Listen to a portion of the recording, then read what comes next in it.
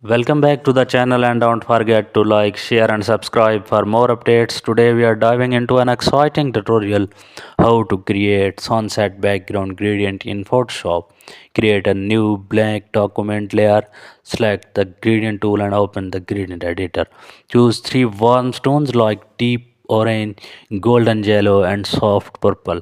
Set the gradient type to radial for a circular sunset effect. Drag from the center to edge to apply it. You will see a neutral glowing sunset transition. Lower the opacity if it's too strong. Add soft clouds using a large brush. Set them to overlay for texture depth.